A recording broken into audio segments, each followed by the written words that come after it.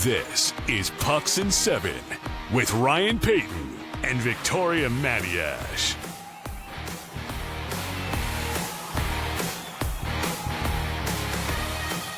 Start of another week. Well, if you do the Monday to Friday, but essentially Sunday to Sunday, whatever your week is, Tuesday to Tuesday, it doesn't matter. Start of another week for us. It's Monday, yes, Ryan. I know it's Monday. I know. Pucks and Seven, Ryan Paton, Victoria Matiash. Thrilled to be joined by Tara Slone in just a little bit. She's going to drop by. We'll talk San Jose.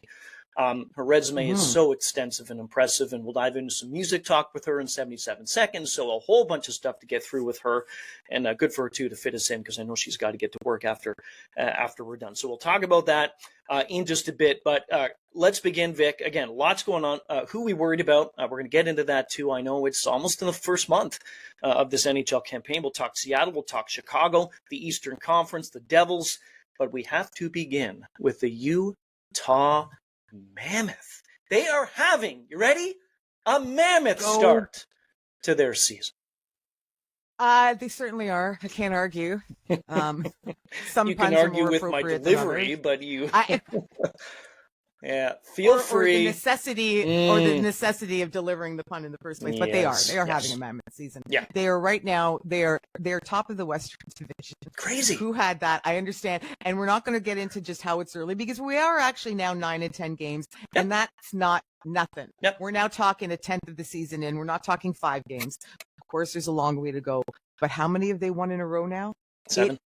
This is incredible what they're accomplishing, and it's not just one guy. What I like seeing is Clayton Keller contributing. Of course, Dylan Guenther looks like an animal out there. Logan Cooley had a hat trick the other day, and my boy Nick Schmaltz. Yeah. Hey, Nick Schmaltz, look at what you're doing right now, putting up the points, top of the tables in the NHL. The Utah has been completely impressive to start this game. Cooley's hat trick, if I'm not mistaken, was a natural one, and it came within like 5 minutes. Yes, it was. Or something like that, Yes. which is incredible. It was like 4.5 minutes, Ryan. Yeah. It was really quick. So forget the 60-minute game thing. Let's just do this in less than 5. Let's get 3 in less than 5. You mentioned Dylan Guenther. 4 of the 5 goals that he's had are game-winning goals.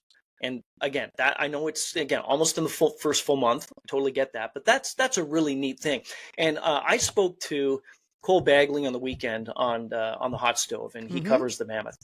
And he just went into all the things that he's been seeing with them and what a difference he sees. And again, yes, a start like what, they're 8-2? An 8-2 start certainly means, there's a bunch of differences from last season. But what he sees is the team is much more relaxed. He sees the competitiveness, and he could not stop talking about Clayton Keller.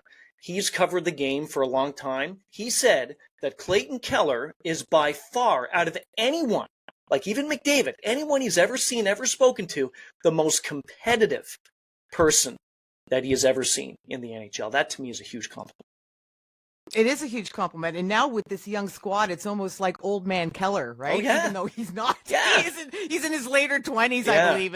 He's not even getting up there at all. But just one of those players who consistently has flown under the radar, because Arizona doesn't get the same attention as if you're in LA or New York or Toronto, Montreal, right? Or even Edmonton. So just one of those guys just puts up the points every single season, generally very healthy. Very healthy. And now it's almost like he's getting rewarded, not only with being placed in Utah with great ownership. Now there's permanence to this team. Right. But he's surrounded by so much talent as well. I also want to shout out the double Vs, the Vejmelka and the Vanacek. Sure. All right. Between the pipes, because that was the biggest question mark going into this season. Hey, we understand the skill and talent up front, all this youthful energy. Like you just mentioned, Ryan, Keller's fierce competitiveness, which seems to be spreading. It's contagious, that it type is. of Of thing. course it is. Defense is solid. Even with Dursey hurt, the defense is solid. But how was the goaltending going to roll out? Yeah. And so far, Ryan, they've been good. And they've only really had to be good, right? I'm not taking anything away from that, but because the team's been playing well, the Avalanche won the Cup not too long ago, and remember Kempfer, I believe, was in goal, and he was good, he was decent, but because the team was playing so well, right? So good on them. It's a huge story. You only have to be good enough. Exactly. That's all there is to it. You have to be good enough. And you mentioned the stability of the franchise. I will say this till whatever, that is going such a long way in just the mental positivity with every person involved in that organization, knowing that we're good, we can exhale, we're not moving, we're fine, Let's just try to win some hockey games. So Dylan DeMello said after the game against Winnipeg, yeah, they came in as advertised, and that's pretty good good praise. That's a compliment. Mammoth doing well. We see what's going right in Utah. A whole lot going right in Jersey with the Devils. I mean, I did pick them to finish top of the Metropolitan, so I'm feeling pretty good about that prediction to start the season. But I didn't anticipate this. It's almost after the very beginning. Since then, they're steamrolling people. Yeah.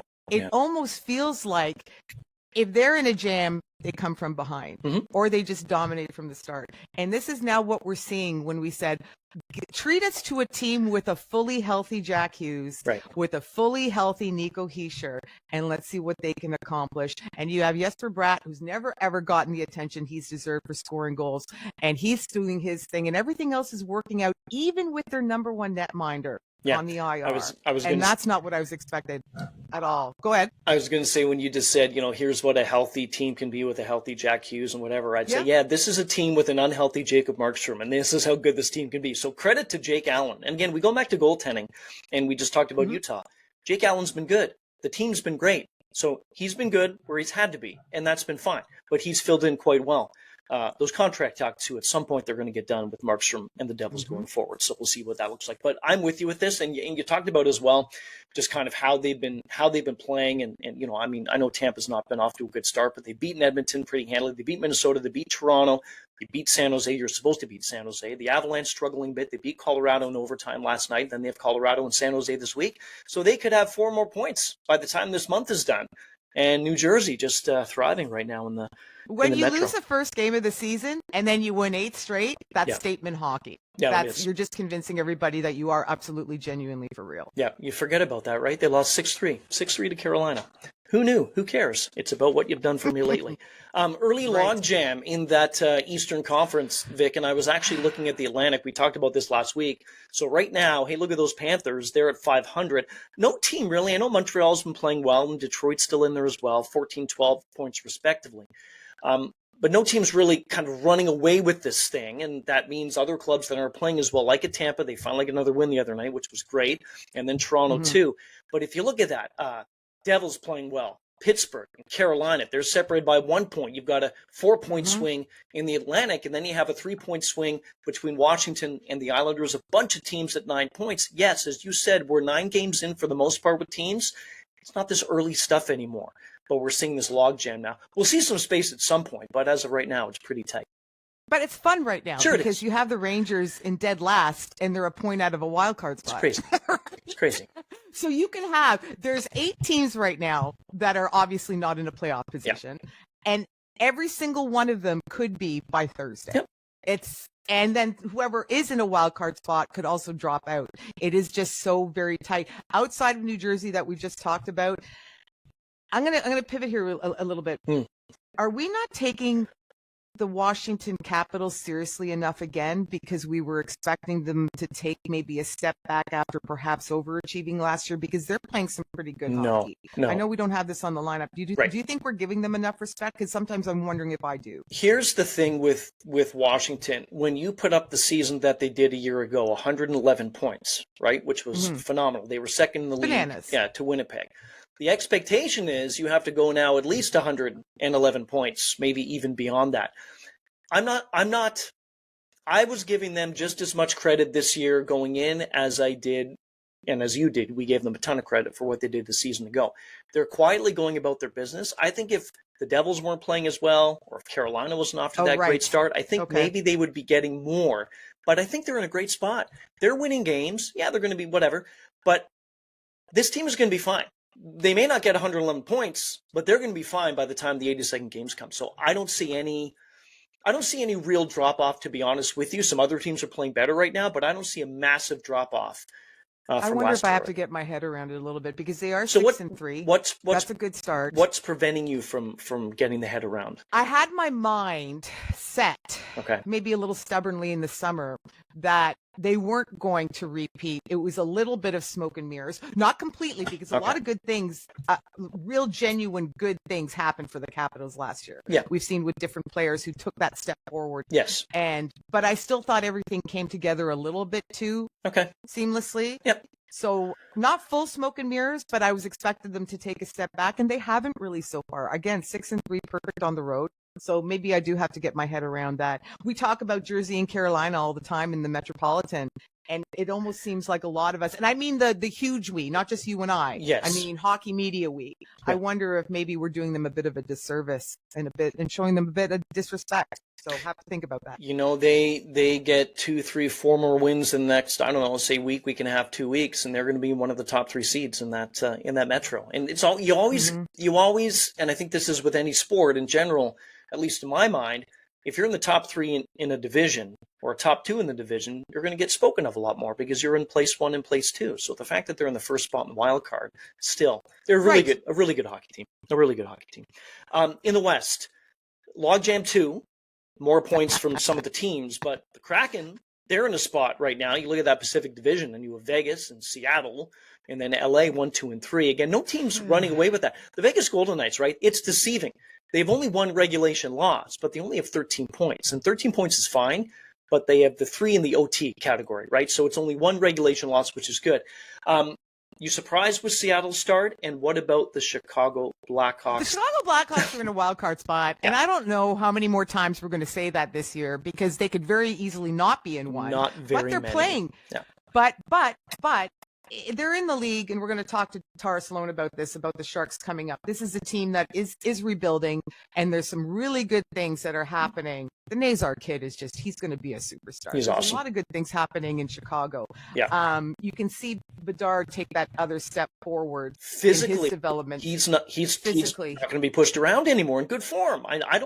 He's what, 5? He's small, 5'9". I think he's 5'9". He's not a huge guy. No, Okay, but he is. right. He's stockier now. Right. But even watching him play, he seems to even have that extra, and he was already great. Yes. This extra element of anticipation that you didn't quite see when he was developing in his first couple of years. Mm-hmm. So there's that. A lot of good things are happening for the Blackhawks. We don't expect them to be in the playoff dance when all is said and done, because there's so many other great teams in the West. It's going to be super, super tough, especially when you have a team like Utah that we just talked about that's already off to such a hot start. There's only so many spots. But right now, today, October, what is it? The 27th, the Chicago Blackhawks are in a wild card spot. And I love it for their fan base. They can enjoy this team playing competitive hockey. It's not the auto out anymore, Ryan. When you see a team playing Chicago, they can dance with everyone. I agree. It's awesome. It's awesome to watch. I think one of the biggest things about Bedard is that all he knew before he came into the league, and I think this is in part with a lot of these young, talented number 1 picks, number 2 picks, number 3 picks, when all you know is winning at any level, and then you come into a team that you're not going to be winning for a little bit, and hopefully not long. Yeah, it's an adjustment. So maybe he's taking the mindset now of, okay, I'm not going to sit and pout, not saying he was, but I'm not going to be down. Let's just fire this thing up, and let's try to get to that point a lot faster. So maybe that's also part.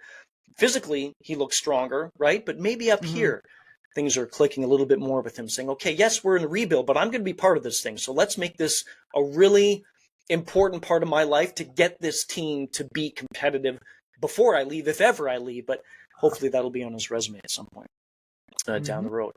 Resume right now on Quinn Hughes' list is the Canucks vicar without Hughes. So you wanted to mention a bit of that. And also, too, we can talk a bit about Vancouver. He's listed as day-to-day, so it's not something where you're going to, if you're a Canucks fan, you're going to go full panic mode with. No. But, and you and I had talked about this. And we should mention lower body injury, just in case no one knows. It's a lower body injury. Yeah. You and I have talked off the air. He hasn't looked his best self to start the season. And Quinn Hughes, not at his best self, is still better than most of the league at their best selves. Sure. But the numbers aren't there. His production is totally uncharacteristic to start the season. But even just watching him, and I have to admit, I haven't watched a ton of Vancouver so far, but the bits that I have seen, he has that explosiveness. So I'm wondering if this is something that's maybe bugged him. It's been lingering. And by the way, we should say we have no insight here. We're just supposing. We're just two people chatting. Yeah. But I'm wondering if maybe this is something. It makes sense. Right? It makes sense. And then branching out, Vancouver's not in a playoff spot, but just like the logjam in the East, there is one in the West as well. Not quite as jammy, but it's close. They're just a point out of a wild card spot. It's hardly a write-off season. We've seen a little bit more particularly from Brock Besser. Had a hell of a game last night, actually. Yeah. Against the Oilers. But are we seeing the same story unfold again of this Vancouver team Yes. not being as good as theirs? Okay. 100%. And it can't be just Pettersson No, either. it's not. I know we're always piling on him, and sometimes deservedly, but it can't be just him. Listen, it Right? doesn't matter how good you are. One player does not win a team sport. It doesn't. He won't. Now, good for him. He's had 3 goals in the last 4 games, which is great because he couldn't get anything. He's shooting the puck on net now. I mean, thank goodness. Yeah, and he's the ice time is up a bit too. Actually, I'm looking at some of the numbers too in the ice time for him. Against Nashville 3 games ago, it was almost 21. Then it was almost 22, and then it was almost 21. Before that, it was 17 and 18. So 2, 3, 4 extra minutes of ice time a night. And to your point about shooting the puck, that gives you 2 extra 3 minutes of trying to shoot the puck. So no, I'm with you. I just don't think what we see with Vancouver now is, I think, what we're going to see for the rest of the season. That's unfortunate. When Connor Garland is visibly your best player some nights, and Connor Garland's a good hockey player, but he shouldn't be your superstar some nights. No, he's your best player, and he's the one who's giving it all, and you can notice it. I think that's concerning. Who are we worried about the most right now? Again, most teams 9, some teams 10, some teams 8, but we're basically between 8 and 10 games. What's wrong with the Minnesota Wild? That's a great question. It's less the record. They have a losing record right now. 3-5-2. Third from the bottom. Yeah. They're third from the bottom in the West. That concerns me less than the fact that this is supposed to be one of the better defensive teams in the league. Giving up 39. Minus 11. Yeah, I know. Ryan. Yeah. That's not good when you're 9 games in. Minus 11? So not only are they not putting the puck in the net often enough, but they're hemorrhaging goals. Yeah. They've given up the second most goals, 39. Only San Jose has given up more at 42. And you'd expect the Wild. Yeah, Wild. Exactly. Yeah, you'd expect that San Jose would give up a lot of goals. So this to me is it's okay because I don't see, if I'm looking at the standings again, too early to talk about standings. It doesn't matter. Who cares? Minnesota right now in 7th, right? You got Anaheim in front of them. You have Nashville in front of them. You have Vancouver. This is going to sort itself out, and I do have full confidence in Minnesota, much more so than in Vancouver. And Minnesota will sort itself out. Maybe they're just going through some things, but these points, though, that they're let slipping away, especially if it gets a logjam by the time they hit the 75th game, you look back to some of the ones that you missed in October thinking, man, really? We gave up this many? We could have had a couple more points, and then we wouldn't be as stressed out trying to make it in to the postseason. So, who are you worried about? I've got the Wild. Who are you worried about? I wanted to say Calgary, but but we didn't really have high expectations of Calgary, and that's why I changed it. And I'm trying not to focus in too much on the whole Toronto train, but I will say this. The only thing I'm going to say about this is this: this to me is a team. They're not playing as well because they don't have Mitch Marner. They're not playing as well because they're trying to figure each other out. And I know for a fact that when Scott Laughton went down to injury, and I don't think this was the right move by Craig Berube, and I don't think any head coach should do this. I'm not a coach, but I'm just saying this, is that he changed up not just one line to Laughton, he changed up everything. And when you spend weeks training with the same players, and then now you have to change that and try to adapt on the fly during a season where 2 points are on the line, I think that's tough. So I think that that's a big reason why. I would have thought they would have had a few more wins, to be honest with you right now. So, and even Tampa too, they only have 3 and 9. So some of those Eastern teams, I know the Panthers are hurt, but maybe Toronto and Tampa to me are a little bit surprising, a bit slow out of it. A friend of mine was in the press box at Scotiabank the other day for a Leafs loss. Okay. And I wasn't able to watch the game. I think I was sunk into baseball. And why? I Who's texted playing? him and said, right. Yeah. Right there. And I texted because I wanted somebody else's perspective who can actually get the bird's eye view. And I said, what's wrong with the Maple Leafs? And he wrote back, no scoring pop. Yeah. So that to me is, you can't replace a Mitch Marner. And I'm going to say this until the cows come home. You can't replace a Mitch Marner with a Mitch Ellie or a Nick Roy. You can't. You can't. Treliving has to be on the phone, Ryan, every damn day. He does. trying to pick somebody up who's not, you're not going to get a replacement for Mitch Marner. It's 102 points. Yep. Like that, they don't grow on trees, those swingers. But you need somebody who's going to put the puck in the net and who's going to create plays as well in that top six, because they need one. I think the rest of it will be fine over time. Yeah. But they need that flash and dash that they lost in the offseason. They need something back. Last one, Tara Slone will join us in just a bit too. We'll talk San Jose and go 77 seconds in with her. So tomorrow, I'm going to say these times, all Eastern: 6, 6:30, 6:45, 7, 7:15, 7:45, 8, 8:15, 8:30, 8:45, 9, 9:30, 10, 10:30, 11. Here we go. Frozen Frenzy on Tuesday. Me too. I love it. So all 32 teams are playing, obviously. Yeah. So 16 games on the NHL slate.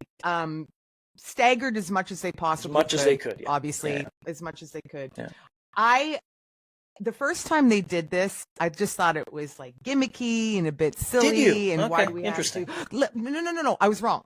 And then when I participated in it and watched it and really got into it, the fact that it was one game after the other, and everybody's playing, all the kids in the pool, whatever. Yeah. I enjoyed it thoroughly. And I went back on the air, so I got that one wrong. That was a hoot and a holler. I really enjoyed it. And I'm looking forward to it again tomorrow night. I will say the one damper, and this is not the NHL's fault by any extent of the imagination, is there's a World Series on right now. Yeah, and I wish it was on the night that there was the off day of the World Series, but you can't plan for those things. So at Casa Matiash Wilson, we're going to have several screens streaming around the basement to make sure we don't miss. Well, we're not going to watch all 16 games, but to catch as many bits of as many of them as possible. But it is a really fun night. You could technically have, and I'm doing the math, you got 2, 4, 6, 8, 9. And I'm sure this is probably maybe somewhat of a normal thing on a Saturday, Tuesday, or Thursday, because it's a Tuesday, Thursday, Saturday lead, the NHL. It always has been. But you could have all of those 9 games going on at once, because if you take the 8 p.m. Eastern start time with the Jets and the Wild. With all the overlap. Yeah. And then you would take the 11 o'clock, 3 hours, say the game goes to overtime, the Jets and Wild. So then you could have maybe all those games going on at the exact same time. I think a bit earlier, maybe not, but still. It's a hockey fan's dream. It really is. And tomorrow night, on Tuesday, it's going to be a frozen frenzy. Oh, those World Series schedulers. Who'll be watching? Tara Slone is next. We'll dive into the San Jose Sharks, talk a bit about, too, her off the ice, if you will. She has so many things that she's done, and we'll go 77 seconds. She's done everything, and she's done all of it very well. I was going to say, she's done it very well. She's one of the best, one of the pros, and one of the nicest people. She'll drop by next.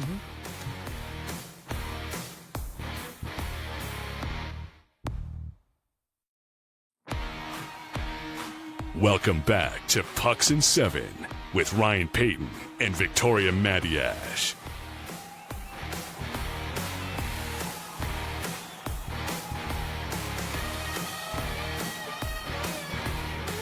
This is a fantastic way to kick things off this week on Pucks and 7 when it comes to guests. It's always great to kick things off on Monday with Victoria, my co-host. But we have a great guest today.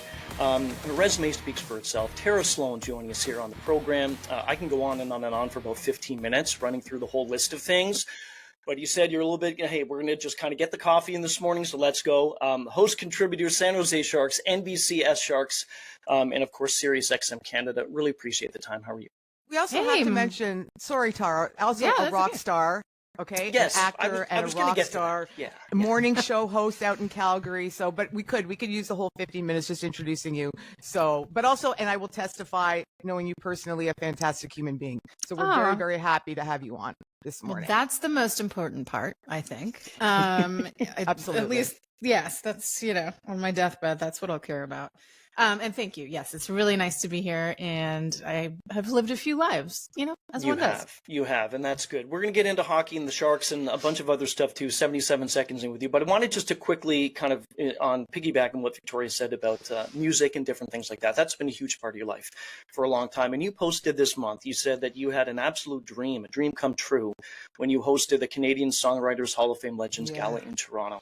Just kind of take us into that, because I know you've done a lot of really neat things in your life, but for you to put that out there like this is a dream come true, can you take us into that whole night for you?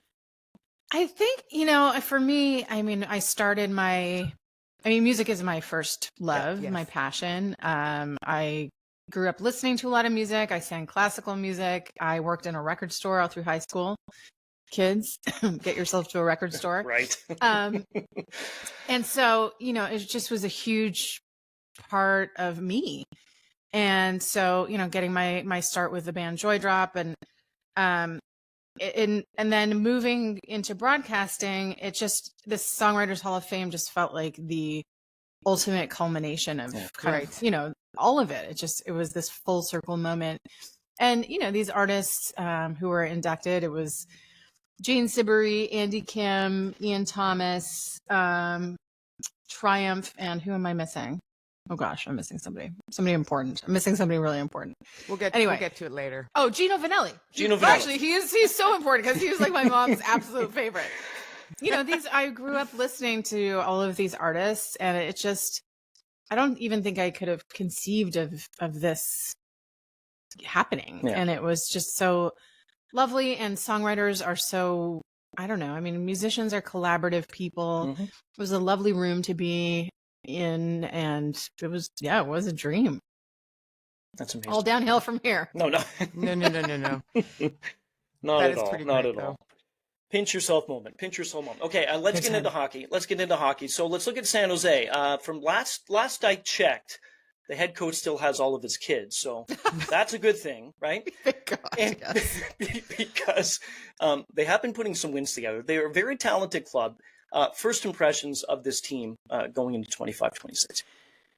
Well, my first impressions are not, they don't really hold true. I mean, I was there at the beginning of the season. I'll be back down there this week to do a few games.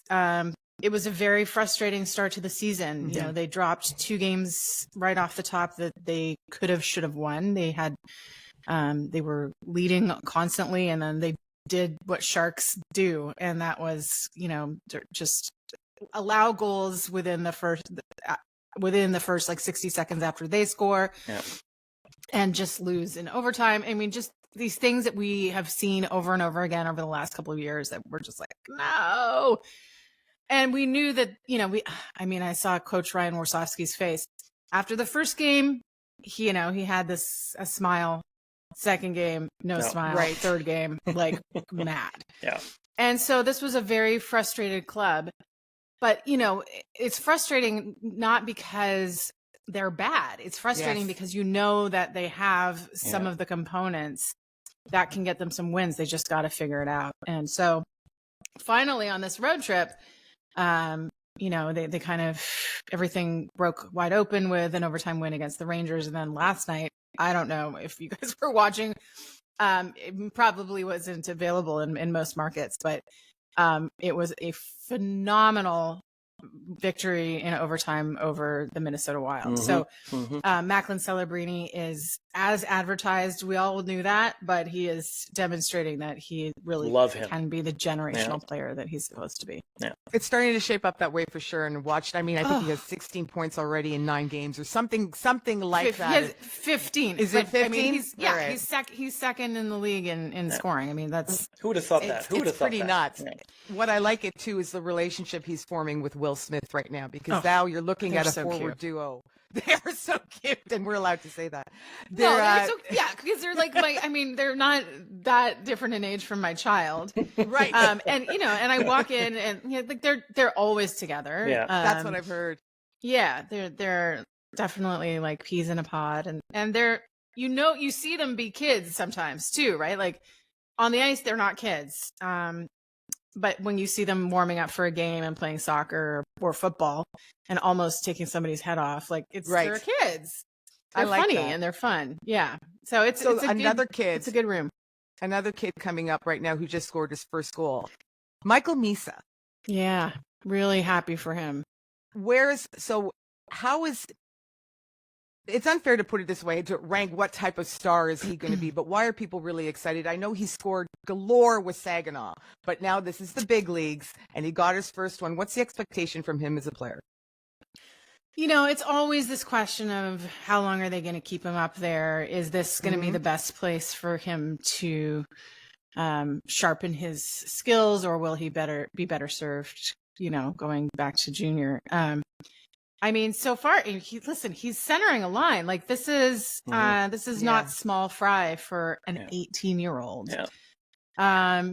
He has not been a healthy scratch since he got into the lineup, and he's earning his spot there, and he finally was rewarded with his first NHL goal. So we'll see. I hope he stays. I think this is a really exciting young core, particularly we don't have a young core on the Sharks, particularly when it comes to defensemen, although there's a lot up and coming. But, this is a really fun group to watch, and they're able to generate offense. The defensive end has a little more work to do. Things, just going back to what you guys were about me, so things have changed. Years ago when we would watch hockey, this is years ago, I think we're all kind of in the same vintage, I want to say that. But years ago we would watch, and a young kid would come up, and they wouldn't get a sniff in the first year at all. If they did, they would maybe play a couple games, go in the press box. Then the discussion was, well, is that the best for this individual sitting up in the box, wanting to get out, but not getting that time and the experience? I think the way the kids nowadays, it's a little bit different. The team around them, not just the team they're playing for, but different groups of people in their family. Where are you with putting someone in? Again, the talent level is through the roof with these 18-year-olds, 19-year-olds. Where are you with putting somebody in maybe a little bit too soon? Are you of the mindset of, let's give them some chances, let them work this thing out? Or after a couple, do you pull them back and maybe have some issues with that? I think it's a case-by-case basis. I think that, with a team like the Sharks, you don't want to sink somebody's spirits when they first get into the league by being on a team that's losing consistently. I think that does not help.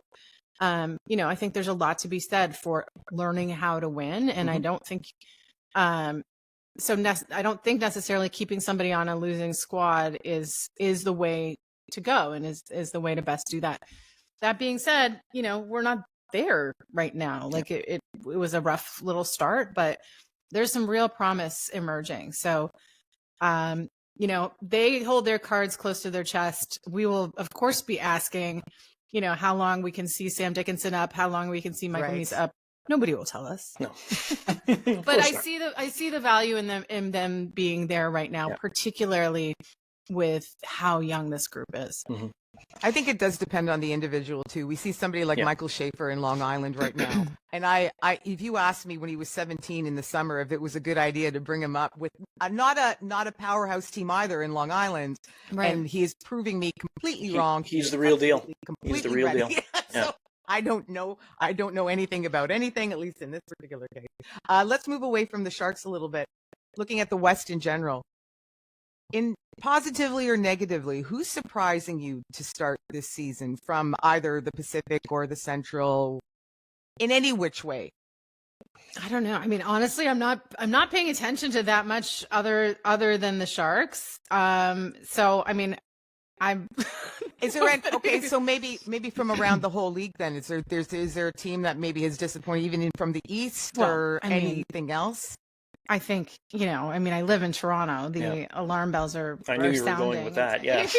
And people are constantly, quick to jump on any which way. So, I don't know if it's time to pull the chute. But yeah, I think they are not getting the start they want. Not because I grew up a Montreal Canadiens fan, but this is fun. It's so fun to watch. You know what? This is fun. They, to me, they're one of the most exciting teams to watch. Even when they lose, they're one of the most exciting teams. And I saw, and Vic and I talked about this last week, there was a clip, I think recently, last week, maybe the week before. It was before a 3-on-3, and I forget who Montreal was playing, but they won the game. And Martin St. Louis was on the bench, and he was talking to Nick Suzuki, Cole Caulfield, and Lane Hudson on the ice. But it was really the three of them talking to Martin St. Louis. And St. Louis barely said a word. And I thought, you know what? That is so different. That is respect from not just the player to the coach, but the coach to the players saying, what do you guys think? You're pretty good. You're better than I am right now. I'd love to play, and he probably could still play. But I just think the way that Montreal is going on your point about Montreal, they're just really in a good spot, I think, Tara. Yeah, I mean, I think, they've made all the right moves, but I think you get that feeling. I think Marty St. Louis is. I remember when he was hired, and people were like, only ever coached Pee Wee or whatever he coached. It's like, why are you doubting this? Why are you doubting this guy? Right? Like give him his shot. And I think that relationship with the players is so strong, and that trust that they've established. And then obviously, the roster moves that they've made, the acquisitions, Noah Dobson, like just smart stuff, smart moves that will keep them, building for years to come. So anyway, I shouldn't talk so much about them. Oh, that's okay. That's okay. I got one of the greats behind me. He's listening. I'm telling you, he's happy right now. Yeah, he's happy right now. We veer a little bit too much Leafs at some point, so it's nice to get like a breath of fresh air. Also, they're top of the Atlantic right now. Mm-hmm. I mean, that can't be ignored. It's still something that has to be acknowledged. So they deserve the attention of the conversation. The Martin St. Louis fit in Montreal reminds me very much of the Brind'Amour fit in Carolina. It's just this different type of relationship. Instead of having the old school Scotty Bowman types that just bark. It's just different. And I'm not saying one is worse and one is wrong and one is right, but it's different. And I think it can suit some certain players. So I think so too. League game, NHL, league in general. This is a huge open-ended question. Take it however you want. Culture-wise, anything-wise, rules-wise, what is something you would change? And I know that's huge. Culture-wise? Yeah. You're asking me? Yeah. What I would you know change what? Culture-wise? I absolutely am. Okay. Well, I mean, listen, it's no surprise to anybody who follows me and my work and my mouth I'll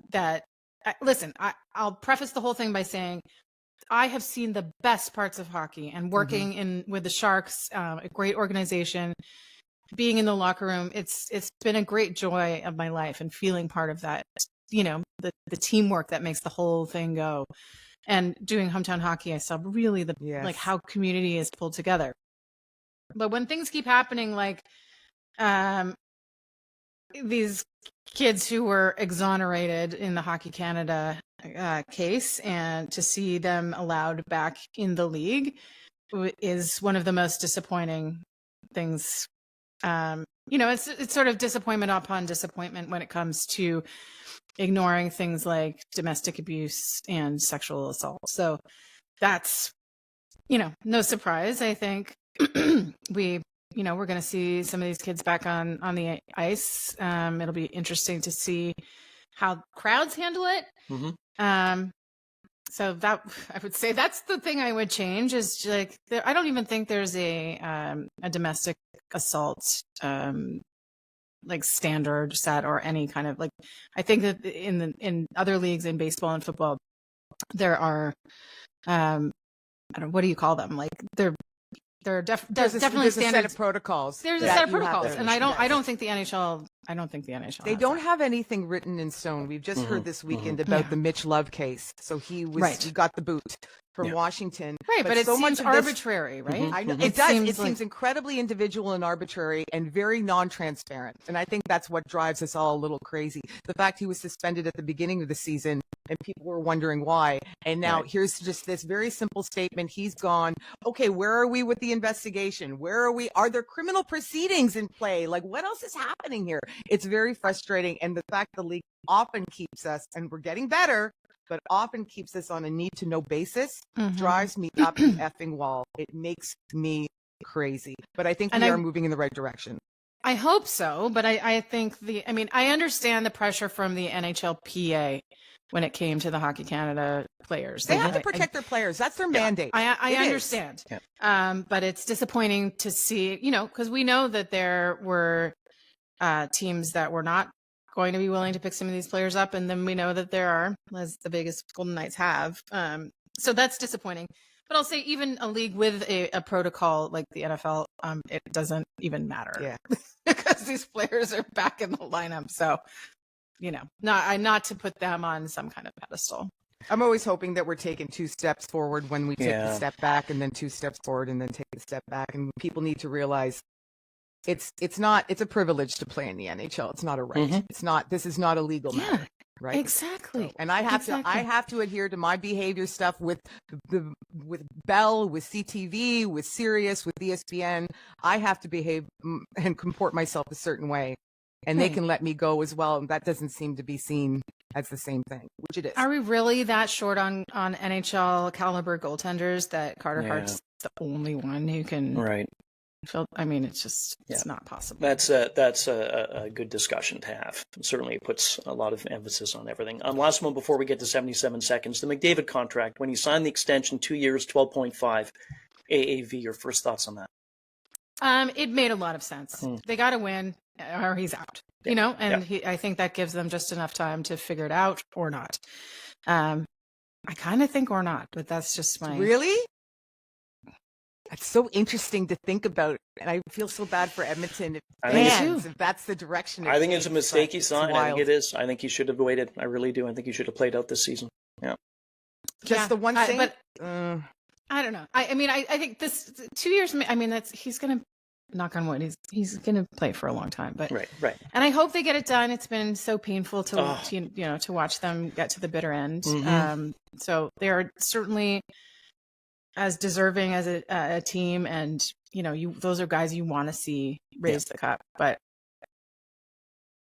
I mean, I wasn't surprised he didn't sign for longer. I mean, I don't know what anybody would have been. No. I think that's changing too. Okay, 77 seconds in. This is when we go with our guest and we talk sports, we talk non-sports.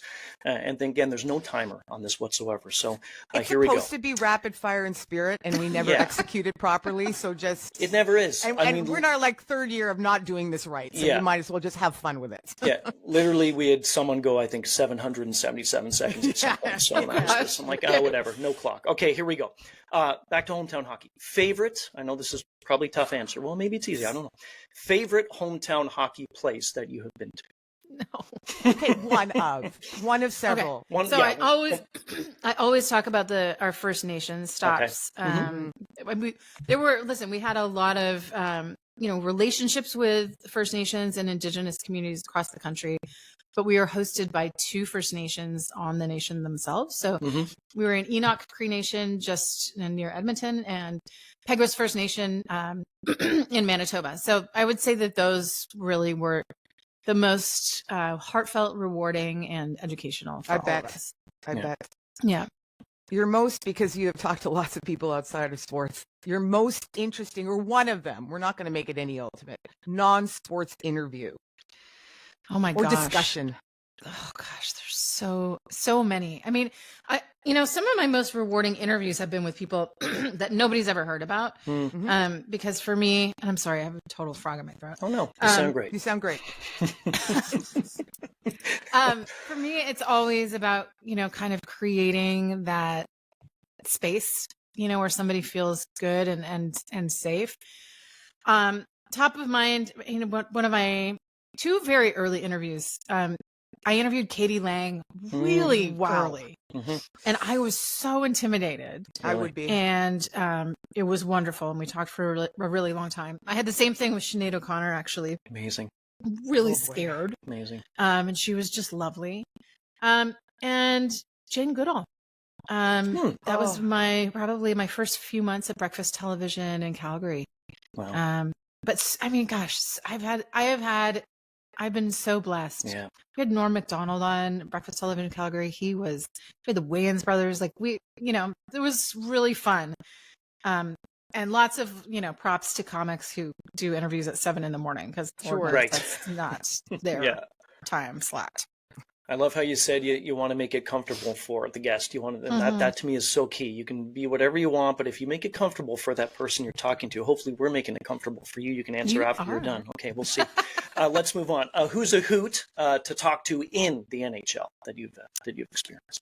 Oh, who's a hoot? Yeah. Yaroslav Askarov. I'm going to go with Asky. Is he? Okay. I like my gosh. that. Yeah. I mean, it shouldn't be a surprise that their goaltenders are fun and funny. But yes, Askarov is absolutely, he's really funny. And that's neat that he's just starting his trajectory in the NHL, and he could be with the Sharks and become a dominant force, especially if they do figure out what to do defensively a little bit better, which they're going to over time. Straightforward, who wins the Stanley Cup this year? We won't hold you to it. I do think Carolina is going to be tough. Oh, too. I don't mind that at all. Yeah, no, that's a good pick. Off to a good start. Coolest musician with whom you've ever worked? Ooh, Coolest musician. Yeah, outside of yourself, coolest musician. No, I'm not the coolest musician. Worked like in what capacity? Like music wise? Anyway, music wise. Collaboration, yeah, anything. Oh my God, so much. Listen, my Joy Drop family, my boys, Tony and Tom. I mean, they're lifelong friends. I did an album with a guy named Jordan Zadarozny, who he has a band called Blinker the Star, and we co-wrote and produced an album. I'm going to say him, but of course I've met people. Yeah. But yeah, I've sung with the Bare Naked Ladies. Yeah. I did backing vocals for Tom Cochran. Your list is long. Cool. Your list is long. Yeah. Yeah, there's some neat stuff. Archie the dog's most charming characteristic. The way, he's right here. The way that he's only 2, but every time he plops himself down, there's an old man Oh, amazing. And he's only 2. I like that. And he's only 2. Only 2. Oh, he's going to be groaning and grunting in a few years for sure. Yeah. And I follow him very closely on Instagram. He brings me joy. I like to see the pictures. He's funny. He is funny. Last one, Tara. Favorite In Excess song? Ooh, boy. I mean, when I was growing up, for sure it was Never Tear Us Apart. I think that was and that still tugs at the heartstrings. Sure. And then learning a big chunk of their catalog when I did the show 20 years ago. I grew to really love Mystify, which is a show I actually got to perform. Okay. But yeah, I'll go with Never Tear Us Apart. I mean, it's a classic. It is. I can still listen, and I will pull up Kick just randomly and just play it in the car, and it's so fresh sounding still. It's just one of those albums. There's no duds. It's to this day. It's anyway, there we have her. Tara, by the way, we're doing Rockstar In Excess reunion shows, one in Niagara Falls and one in Richmond Hill in November. Okay. In Richmond Hill. You are participating in that for sure. Yep. Okay, I'm going to go to the one in Richmond Hill because it is at the end of November, right? November 22nd. Fantastic. Where can people get tickets to that? Go to the Richmond Google, but Richmond Hill Center for the Performing Arts. Perfect. Their website. Excellent. Adding to the list of your resume. Yeah. Tara, thank you. It's been a pleasure. Thanks. Absolute blast doing this. So we look forward to doing it again. For me too. Thanks, guys. This has been Pucks in 7, available on the SiriusXM app and wherever you get your podcasts.